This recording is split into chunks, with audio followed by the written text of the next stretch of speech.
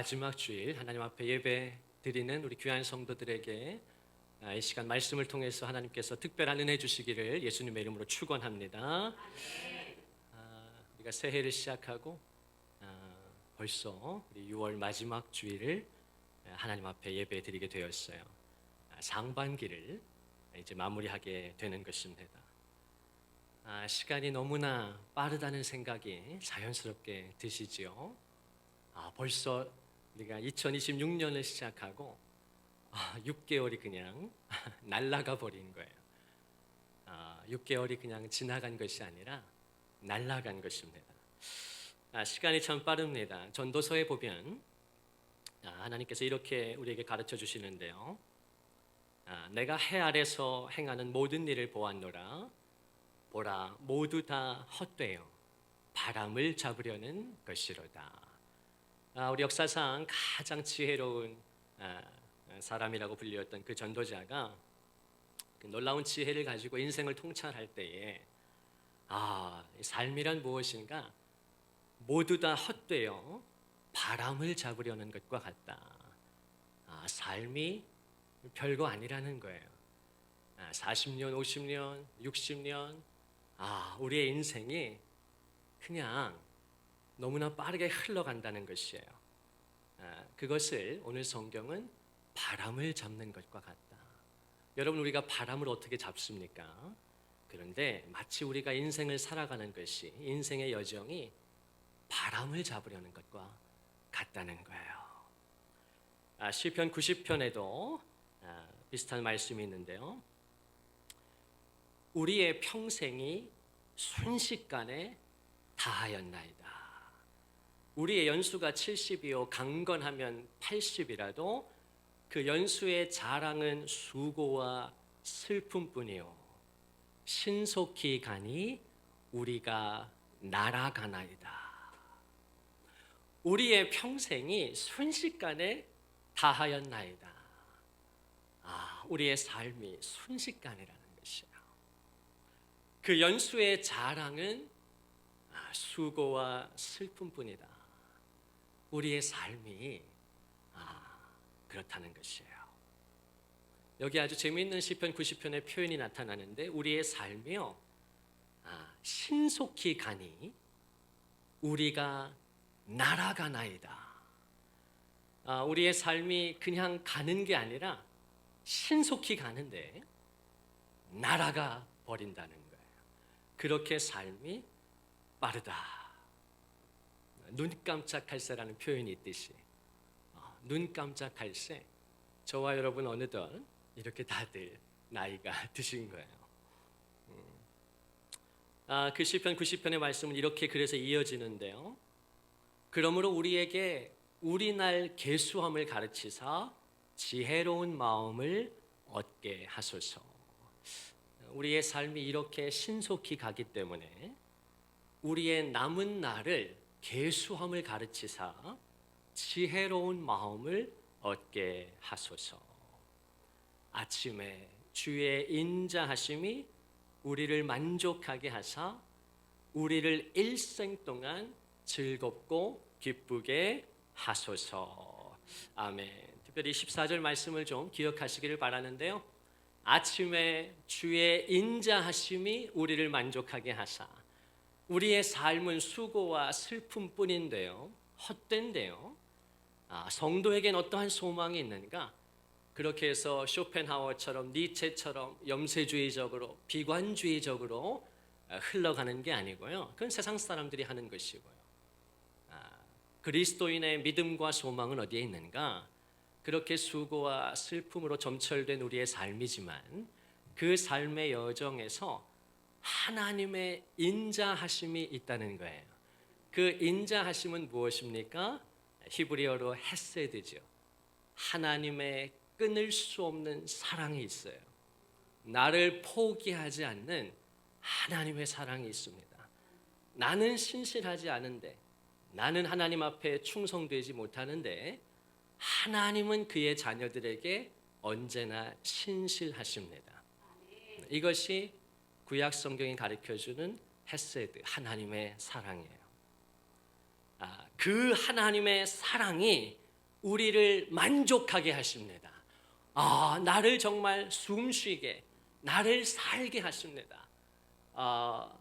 수고와 슬픔뿐인 세상 속에서 한탄하고 막 그냥 한숨 쉬며 살아가는 게 아니라, 그게 다가 아니라 그 속에서 하나님은 우리에게 기쁨을 주시고요, 만족을 주셔서 우리의 삶을 풍성하게 채워주십니다. 우리를 만족하게 하사 우리로 일생 동안 즐겁고 기쁘게 하소서. 오늘도 6월 마지막 주일이기 때문에 우리가 감사와 찬양 드리며 라는 찬양을 불렀는데요, 수고와 슬픔뿐인 삶을 살아가지만 저와 여러분이 하나님 앞에 감사하고 하나님의 은혜를 기억함으로 찬양할 때 주님이 우리에게 기쁨을 주시고 우리의 삶을 즐겁게 해 주시는 줄로 믿습니다. 그런 은혜와 기쁨과 감사의 선순환이 일어나기를 축원드립니다. 인생을 길이라고 부르는데요, 우리의 인생길은요, 너무나 복잡합니다. 우리가 한번 이 땅에 태어나서 걸어가는 인생의 길은요, 쉽지가 않아요. 왜 쉽지가 않을까요? 인생의 길이 너무 복잡하기 때문에 그래요. 너무 이렇게 복합적입니다. 다양한 일들이 일어나요. 또 다양한 만남이 주어지게 되고요, 내가 원하든 원하지 않든 다양한 사건을 경험하게 되죠. 그 복잡한 인생길에서 저와 여러분은요, 때로 정신을 차리기가 어렵습니다. 혼란스러운 것이죠. 어렵고 이해하기가 힘들어요. 그래서 너무나 많은 사람이 낙담하는 것입니다. 그런 표현을 쓰죠. 내가 인생의 길을 걸어가다가 길을 잃었다는 표현을 우리는 종종 하게 돼요. 길을 잃은 것 같은, 내가 어려서부터 지금까지 열심히 달려왔는데, 또 지금도 나름대로 최선을 다해서 살아가는데 길을 잃어버린 것 같은, 길을 잃은 것 같은 그런 느낌을 가질 때, 그런 마음이 들 때가 얼마나 많습니까? 우리가 잘 아는 가장 유명한 찬송가 가운데도 그런 가사가 나오는데요, 우리 Amazing Grace, 나 같은 죄인 살리신이라는 우리 유명한 찬송가가 있습니다. 나 같은 죄인 살리신 주 은혜 놀라와, 잃었던 생명 찾았고 광명을 얻었네. 우리가 아주 즐겨 부르는, 요새는 그렇게 많이 안 부르지만 예전에는 이 찬송가를 좀 자주 불렀던 것 같아요. 저에게도 익숙한 찬송인데, 근데 이 나 같은 죄인 살리신 이 Amazing Grace는 원 가사가 조금 더 이렇게 의미가 깊은 것 같아요. 우리 한번 띄워주시겠어요? 이 나 같은 죄인 살리신 주 은혜 놀라와의 원 가사는 이렇게 되어 있죠. Amazing Grace, how sweet the sound. 놀라우신 은혜, 놀라우신 은혜. 그 얼마나 아름다운, 감미로운, 부드러운, 따뜻한 소리인가? That saved a wretch like me. 이게 이제 우리말 가사에는 담을 수가 없어서 그냥 나 같은 죄인 살리신 주 은혜 놀라와 이렇게 표현했는데, 나같이 비참한 자를 구원하셨다니, 놀라우신 은혜, Amazing Grace, 놀라우신 은혜. 이 얼마나 복된 소리인가. 우리말 가사에는 잃었던 생명 찾았고 광명을 얻었네, 이렇게 돼 있는데, 원 가사에 보면 I once was lost, but now am found. Was blind, but now I see. 이런 가사예요. 이걸 번역하면 너무 기니까 우리말은 또 이렇게 세련되게 잘 번역을 했는데요, 원 가사는 이렇답니다. 나는 한때 잃어버린 자였는데, I was lost. 나는 한때 잃어버린, 길을 잃어버린, 삶의 방향을 잃어버린, 어디로 오늘 우리가 찬양했던 것처럼 내 삶은 주의 것, 어디로 가야 할지, 내가 무엇을 위해 살아가고 내가 지금 어디로 가는지, 열심히 일은 하는데 돈은 버는데 for what? 무엇을 위해서? 뭘 위해서 내가 이렇게 분주하지? 뭘 위해 내가 이렇게 지금 정신없이 살아가지? 정작 가족도 돌보지 못하고 다른 사람의 마음도 헤아리지 못하고, 아니 지금 내 마음도 잘 모르겠고 나도 지금 미칠 지경이고, 우리가 다 이렇게 길을 잃어버린 것 같을 때가 있지 않아요. 근데 존 뉴튼이 만든 이 찬송가 가사에는 그런 걸 내포하고 있어요. 자, 그런데 여기 아주 중요한 가사가 있는데요. 나는 한때 잃어버린 자였는데 now am found. 이제는 발견되었습니다 라는 가사가 있어요. 그리고 그 밑에는 이제 was blind, now I see. 내가 보지 못했었는데 하나님의 세계를, 주님의 그 아름다우심을, 주님의 그 인자하심을 나를 도와주기 원하고 나를 품어주기 원하고 내 길을 인도해 주기 원하는 그 주님을 내가 보지 못했었는데 내가 이제는 봅니다. Now I see. 이제 그런 가사로 1절이 마무리되는데 거기에 아주 중요한 표현이 있어요. Now I am found라는 가사예요. 나는 길을 잃었었는데 이제는 내가 발견되었습니다. 그런 가사거든요. 존 뉴튼이 왜 이 가사를 넣었냐면 이게 바로 빌립보서 3장에 있는 말씀이에요. 자, 우리 한번 말씀을 보실까요? 바울의 아주 깊은 고백이죠. 우리 같이 한번 읽겠습니다. 시작.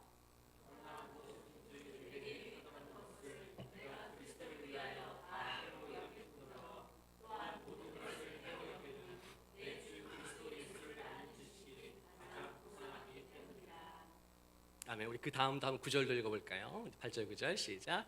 내가 그를 위하여 모든 것을 잃어버리고 배설물로 여김은 그리스도를 얻고 그 안에서 발견되려 함이니 내가 가진 의는 율법에서 난 것이 아니요 오직 그리스도를 믿음으로 말미암은 것이니 곧 믿음으로 하나님께로부터 난 의라. 아멘. 다시 앞부분을 띄워주시겠어요?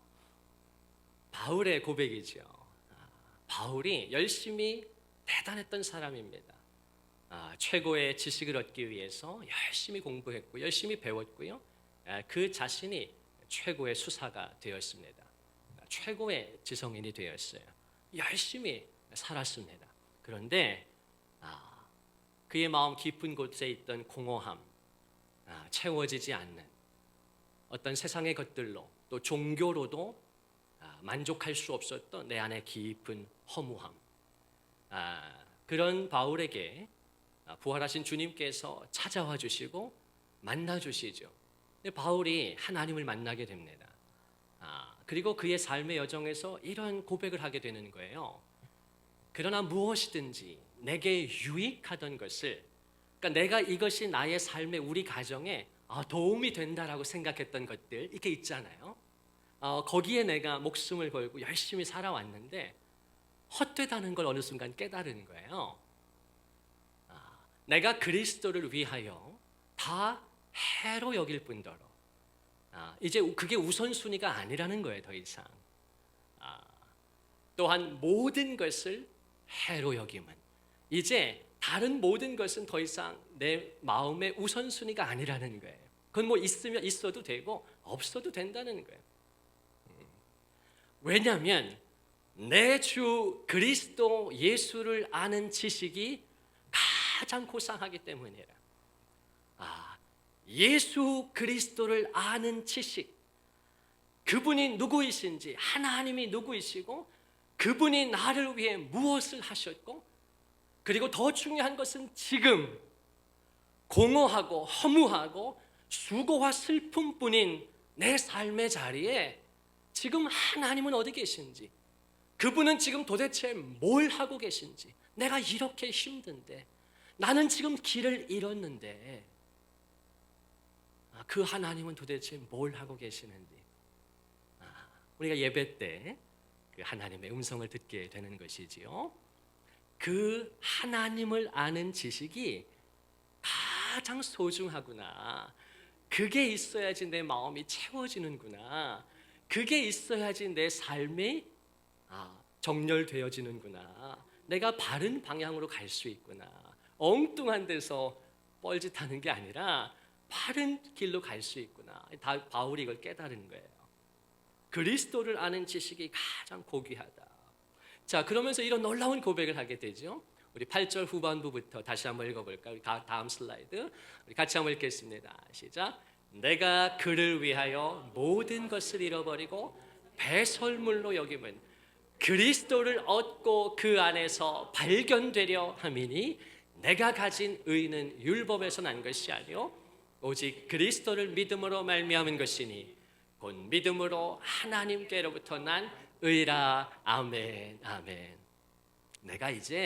내가 가치 있게 생각했던 거, 내가 중요하게 생각했던 그 모든 거 다 그걸 버리고 배설물과 같이 이제는 정말 그게 나한테 가치가 있지 않다는 것이에요. 왜 그렇게 되었는가? 바울이 왜 그렇게 깨닫게 되었는가? 바울을 사로잡았다. 이제 바울에게 있어서 최상의 가치가 무엇이 되었는가? 그리스도가 된 것이에요. 하나님이 된 것입니다. 내가 이 세상이 전부인 줄 알고 눈에 보이는 게 전부인 줄 알고 내가 그렇게 부지런히 살아왔는데 열심히 살아왔는데 그런데도 내가 이 세상에서 채워지지 않는단 말입니다. 여러분 잘 생각해 보세요. 이 세상이 정답이라면, 이 세상이 그렇게 소중하다면, 전부라면 나와 당신이 열심히 사는데, 죽을 똥 사는데, 만약에 이 세상이 정말 그렇게 소중하고 가치가 있고 이 보이는 물질 세계가 전부라면, 내가 그렇게 열심히 살면 거기서 내가 채워져야 되잖아요. 만족이 있어야 되잖아요. 보람이 있어야 되잖아요. 이렇게 사니까, 이렇게 열심히 일하니까 내가 행복하구나. 드디어 만족이 되어지는구나. 내가 왜 이 세상에 태어났고 내가 무엇을 향해 가는지를 내가 이제 알게 되었어. 그러니까 뭘 하는 대로 다 채워지는 거예요. 만족되어지는 것입니다. 내가 이렇게 열심히 일하고 하니까 우리 가정이 평안하고 가족 구성원들이 다 만족을 누리고 행복하고 다 질서가 잡히고 이렇게 돼야 되잖아요. 만약에 이 세상이 정말 그렇게 소중하고 가치가 있다면 말이에요. 그런데 우리가 30년, 40년, 50년, 60년을 살아보니 내가 아무리 열심히 살아도 아무리 대가를 치러도 이 세상에서 절대로 내 마음이 충족되지 않는 거예요. 내가 열심히 하는데, 최선을 다하는데 이 세상으로부터 내가 만족이 되어지지 않는 거예요. 내 마음이 충족되지 않는 거예요. 지금 바울도 그걸 경험한 거예요. 그랬을 때 바울이 뭘 깨닫습니까? 내가 이렇게 열심히 살아도 이 세상이 나를 채워주지 못한다는 건 이 세상이 아니라 이 세상 너머에 다른 세계가 있는 거구나. 그리고 이 세상은 그림자와 같아서 지나가는 것뿐이고 나는 그 세계에서 보다 차원이 높은 그 세계에서만 비로소 채워지는 존재구나. 나라고 하는 존재는 이 세상을 위해서 지음받은 존재가 아니구나. 나는 다른 세계, 영적인 세계, 하나님의 세계, 그 나라를 위해서 창조되었기 때문에 이 땅에서 경험하는 모든 것은 연습 경기에 불과하고 내가 이 연습 경기에 목숨을 걸고 여기서 막 성공하고 인류가 되어지고 그런 게 중요한 게 아니라 그렇게 해도 그 끝에는 지독한 공허함만이 남으니 채워지지 않으니 나는 하나님의 세계를 위해서 지음을 받았고 내가 그것을 깨달을 때 그 위로부터 하나님으로부터만 모든 영적인 보화가 기쁨과 사랑과 만족과 평안과 참된 소망이 다 위로부터 주어지는 거구나. 지금 이 빌립보서 말씀은 그걸 가르쳐 주는 거예요. 그걸 바울이 나는 이제 그리스도를 얻고 그 안에서 발견되기를 원한다. 나는 이제 하나님을 얻어서 그 하나님 안에서 Now I am found in Him. 나는 이제 하나님 안에서 발견되고 싶습니다. 그동안은 내가 좋은 대학을 가면 그것이 나를 발견해 줄 줄 알았는데, 야, 너 대단하구나. 이렇게 좋은 대학을 갔어. 너 정말 탁월하구나. 그렇게 나를 인정받으면 채워질 줄 알았는데 안 채워진다 그 말이에요. 좋은 직장에 들어가고 건강하고 지혜로운 아이들을 낳고 정말 좋은 가정, 누가 봐도 다 부러워할 만한 멋진 가족 구성원을 가진 그런 남부럽지 않은 가정을 보란듯이 이루고 집도 자동차도 열심히 사는데 그렇게 하는데 그것이 내 내면 깊은 곳으로부터 인정이 되고 만족이 되고 충족이 되어야 하는데 그게 되지가 않는다 그 말입니다. 그때 바울이 나는 더 이상 세상으로부터, 세상의 것들로부터 발견되는 존재가 아니라 인정받고 거기서 내가 무슨 존중감을 얻고 자존감이 올라가고 그렇게 내 정체성이 되는 것이 아니라 내가 그리스도 안에 있을 때 하나님이 나를 발견해 주실 때 너는 사랑받는 내 자녀야. 너는 내 기쁨이야. 내가 너의 목소리 듣는 걸 좋아해. 네가 오늘도 내 앞에 나와서 찬양할 때 나는 그걸 영광의 찬양이라고 불러. 너의 목소리를 내가 기뻐해. 네가 기도할 때 신음 속에서 고통 가운데 주님 도와주세요. 아버지, 내가 숨 쉬고 싶어요. 아버지, 내가 채워지지 않아요. 네가 나를 부를 때 하나님은 너의 목소리를 기뻐하신다는 거예요. 이것이 내가 그리스도 안에서 발견되는 것이에요. 내 진짜 정체성이 새로워지는 거예요.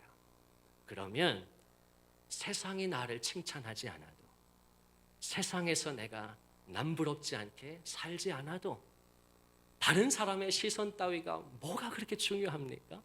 다른 사람의 평가 따위가 뭐가 그렇게 중요합니까?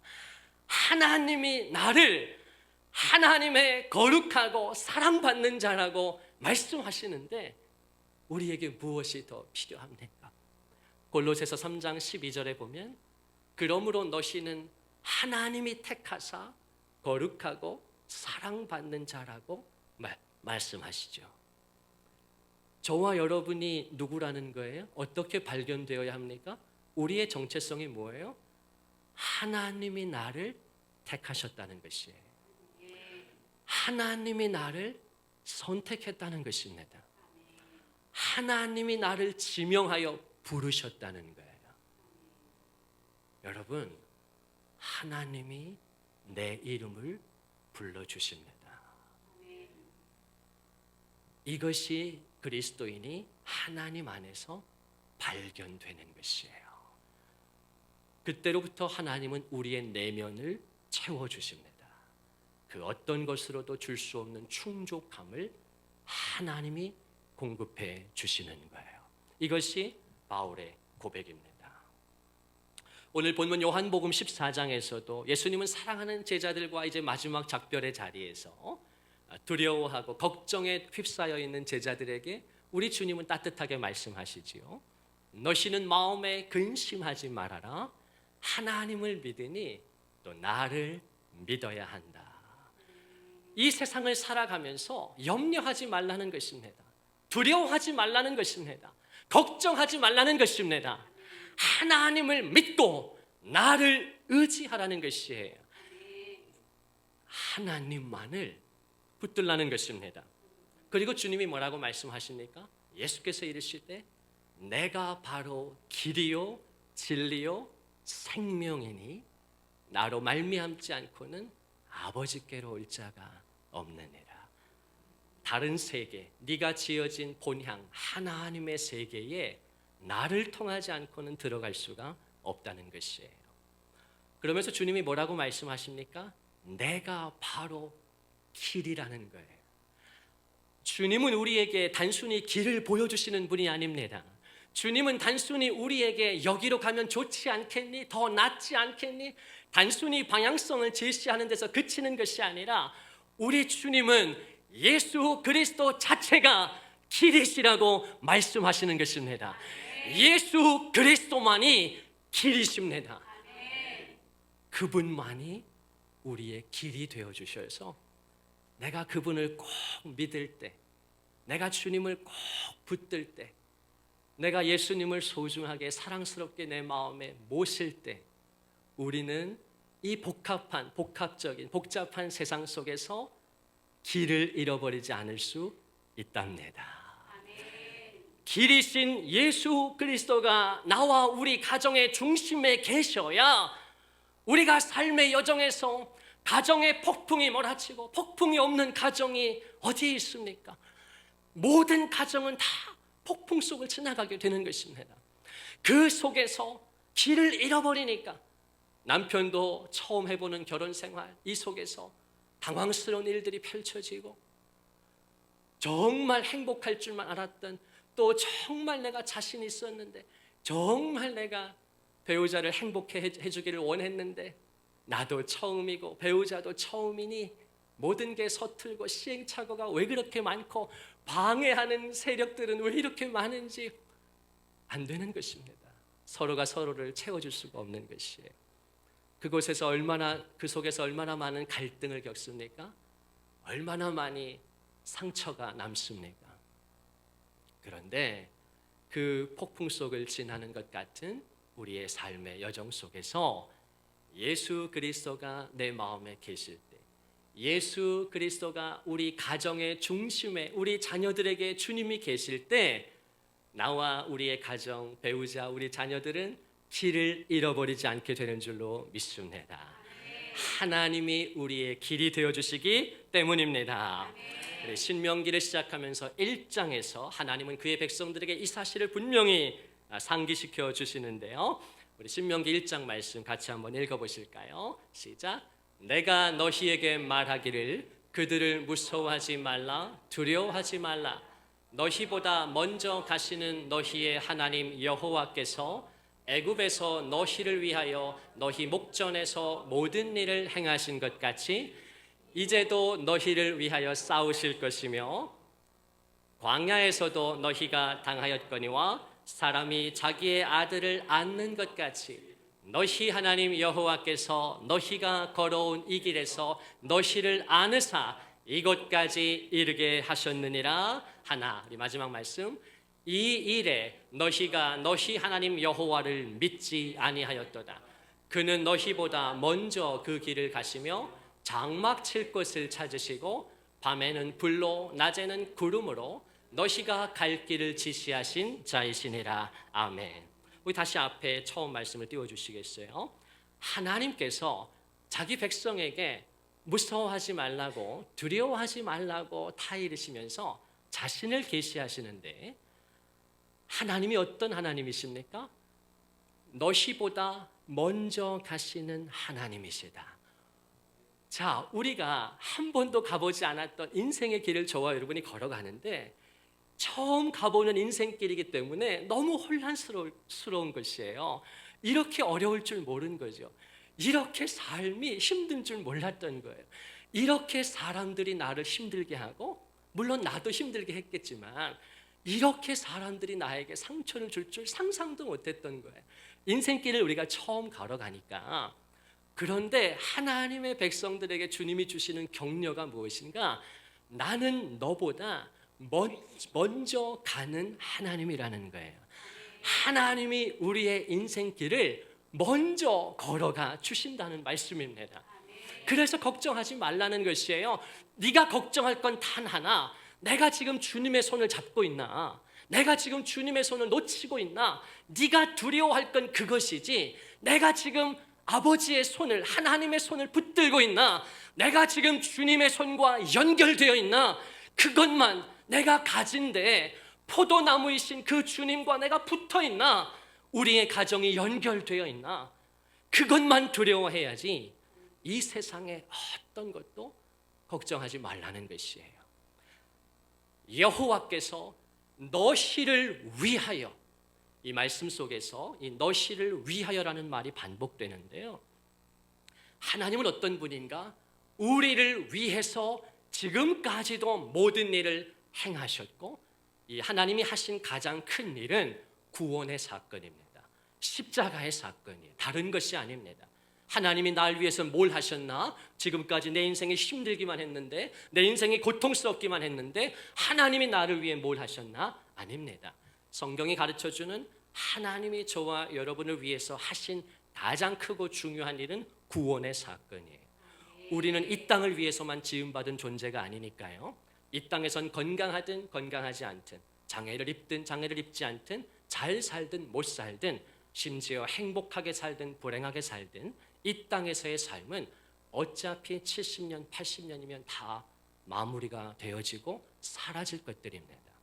그래서 하나님은 저와 여러분을 구원하시기 위해서 예수 그리스도를 통해 십자가의 죽음으로 우리의 모든 죄를 상쇄하시고, 주님의 그 의와 거룩함으로 우리가 하나님의 나라에, 그 다른 세계에 들어갈 수 있도록 구원의 은혜를 베풀어 주신 거예요.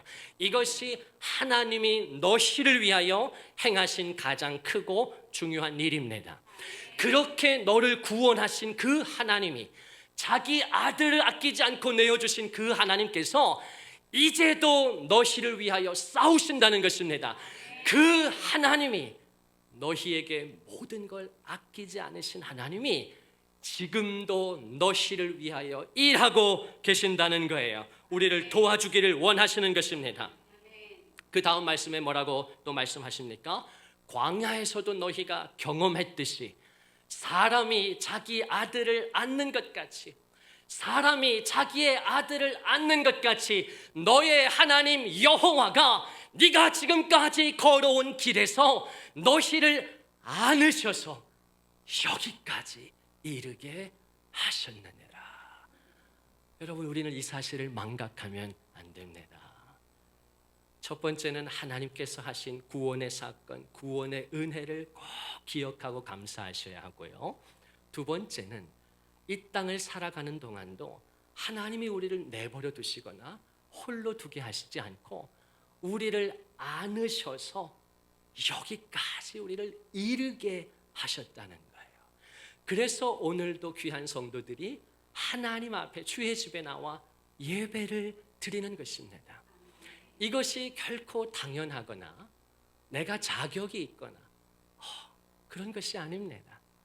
하나님께서 전인격적인 은혜를 베풀어 주신 것입니다. 자, 그런데 하나님이 이어서 뭐라고 말씀하시는가? 우리 32절 말씀 같이 한번 읽어보실까요? 시작. 이 일에 너희 하나님 여호와를 믿지 아니하였도다. 아멘.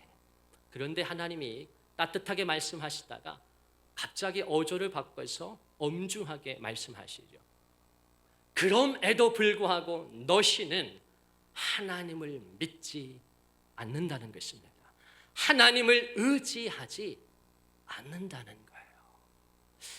제가 지난주에도 말씀드렸듯이 하나님께서는 인격적인 하나님이십니다. 그리고 창세기 1장 26절에 분명히 그 하나님은 하나님의 형상대로 우리를 사람을 지으셨어요.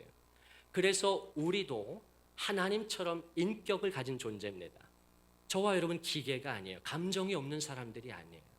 우리도 생각합니다. 우리도 말합니다. 우리도 결정합니다. 우리도 판단합니다. 우리도 선택한다, 그 말이에요. 하나님께서는 우리에게 주신 그 인격으로 우리가 하나님을 찾고 하나님을 믿고, 하나님을 믿는 것은 하나님이 해주시는 일이 아니에요.